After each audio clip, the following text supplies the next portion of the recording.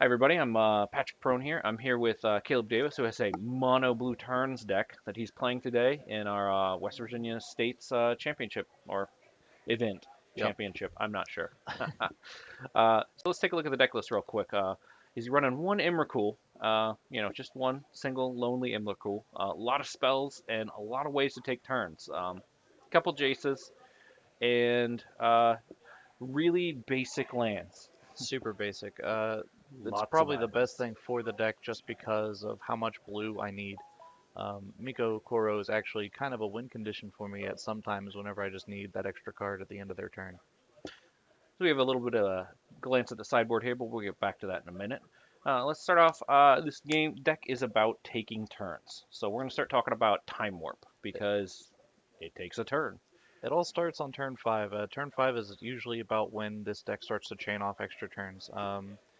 Early turn, you get something down early to keep you drawing cards, either Jace or anything else. And then you just start taking more turns, drawing more cards than your opponent, and just basically going the distance on them. All right, so Jace. You got Party Jace here. Each player draws a card. So you're mostly just drawing cards and hoping to get the ultimate to deck them. That's the goal with him. Otherwise, he's just giving me extra cards on every single one of my turns, and it's a great feeling. I can imagine. So also to draw more cards, I see you've got some Howling Mines in there. Pull Howling that Mine up. is super important to have on turn 2. If you don't have that Howling Mine on turn 2 to 3, then it's going to be rough to keep chaining the extra turns. You're going to have to take a turn and give it back to them eventually, if you don't have a way to just draw that more extra cards. Extra cards, extra turns. That's what Extra this cards, deck's extra all turns. about. It's So, hyper greedy. so we do have the one of Imracool. Is he a win con when he comes down? Is he? He can be if I can get him early enough. Generally, whenever someone sees him being played on what would be their turn 5 or their turn 4, if I've tapped them out or bounced their lands back to their hand, he can just be crippling. As soon as he hits the field, they should almost automatically surrender. So he gives you an extra turn right when he comes out. Yes, he does. Big old 15/15 body, and you're hard casting him. I'm hard casting him because typically, whenever he comes out, I've already chained into a ton of turns and I can just slam him down. Slam him down on their turn 5, and your turn like 15. Yeah, yeah. 15, 16. All right. So in addition to the time warp, we're running temporal mastery here, or you're running temporal mastery. Do you hit this on miracle a lot? Do you find that, or? I can with the 4 copies of the Remand and the 4 copies of the Cryptic. It sometimes just happens to where like my chain starts on your turn. All right, yeah, I can see that happening, and then you actually get your turn after that if Yep. you happen to not hit it. So, um, yeah, temporal mastery. Also, I see you've got was it four of walk the aeons? Yeah. The Walk the Aeons is actually pretty important because after you hit that turn 5, you're into turn 6. So that's the next step up.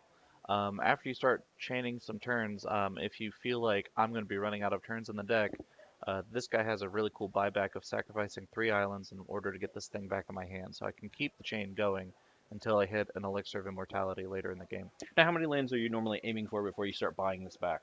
Normally, I'm aiming for at least 9, that way I can buy it back at least once in order to try and just keep going. Keep going, yeah, keep cycling through. And you mentioned some of your ways of staying alive here. You got remand, you said. Uh, counter target spell, draw a card. The draw card is actually really important, especially like say like around turn 4 whenever I can oops a daisies into a miracle into winning the game really. And then, of course, you've also got sleight of hand in there to kind of fix the top of your deck. The sleight of hand is actually pretty important. It gets me an extra card into my hand. Basically it's a deck thinner. I can set up how I want my turns to go. I can get rid of the land that I don't need that turn whenever I need the temporal mastery that's underneath that land. All right. And cryptic command, of course. Let's pull this up here. Talk about this for a sec. Cryptic command is really important. If I'm playing against control, it's counterspell. If I'm playing against creatures, it's a tap everything. If I'm already ahead, I'm going to be bouncing a land of yours and putting you further behind, and I'm going to be drawing a card while doing so. And of course, it doesn't target for the tapping, so you get around Yep. hexproof decks, boggles, and stuff like that. Boggles So is probably the chink in their armor for this deck. All right, so let's go back and take a look at this sideboard here. We got 4 Giga Drives, 4 Hercules Recall, get rid of those pesky artifacts. The Pithing Needle, Shackles, 1 Tutelage. This is a card that did see a little bit of play in Standard for a bit, and I haven't quite seen it break into too many other formats. Boomerang, Aether Ice, Spell Pierce. So why did you put Spell Pierce on the sideboard instead of main board? So I put it in the sideboard because I feel like I've already got a fairly strong game against a lot of different control types.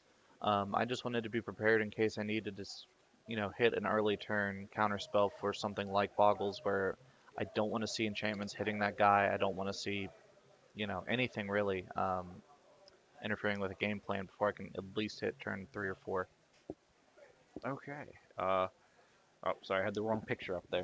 It's hard to do the tech and the video stuff at the same time. So, and then last up we've got I'm gonna pull up Giga Drowse here because this is a interesting and fun card for me. Replicate on there, and you can just tap down your opponent's field in case you know mini cryptic command, I guess. It's really good, especially against control. Whenever at the end of their turn, I want to tap down their land so I can just go off. At worst, they counter it. At best, their lands are tapped, and I get to do whatever I want. Yeah, yeah, that sounds like a fun time for everyone, doesn't it? Not for them. Well, thank you very much for talking with us today. This is a really cool and fun looking deck. Thanks. Everybody likes to take lots of turns to draw lots of cards. So uh, that's it from us, and we'll be back soon with some more magic. Thank you, Caleb. Thanks.